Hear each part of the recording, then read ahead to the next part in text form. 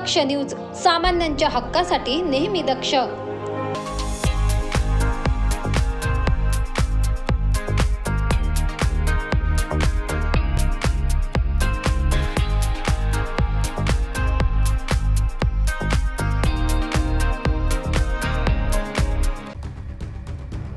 जीवे ठार मारण्याचा प्रयत्न करणाऱ्या 1.5 वर्षापासून फरार असलेला आरोपी गुंडाविरोधी पथकाने ताब्यात घेतलाय।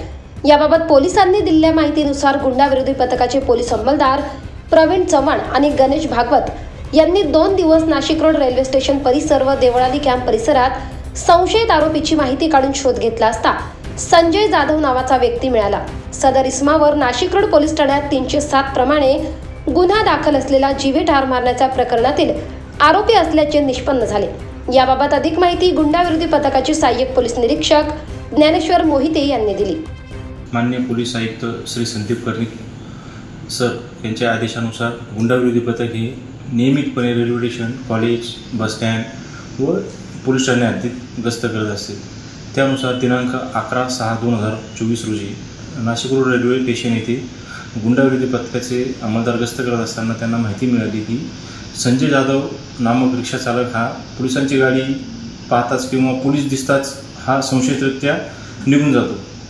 त्यानुसार आम्ही पोलीस अंमलदार प्रवीण चव्हाण व गणेश भागवत यांना आदेश दिला की तुम्ही संजय जाधव या इसमाचा शोध घ्या आणि त्याच्या हालचालीवर लक्ष ठेवा।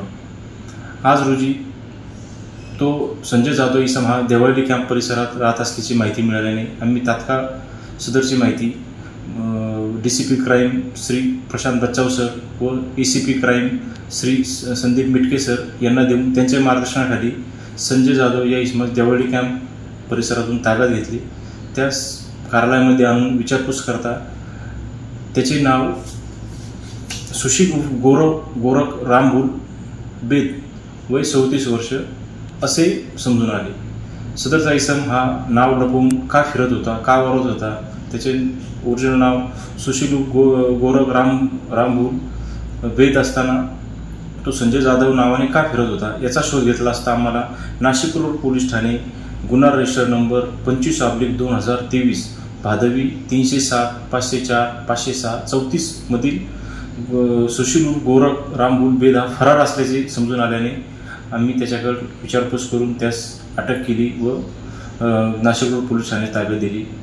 माननीय पोलीस आयुक्त श्री संदीप कर्णिक सर यांनी गुंडाविरोधी पथकाला जो टास्क दिलेला आहे रेल्वे स्टेशन, बस स्टँड व कॉलेज व परिसरात गस्त करण्याबाबत यामध्ये आम्हाला हा 1.5 वर्षापासून फरार असलेला आरोपी मिळून आला आहे।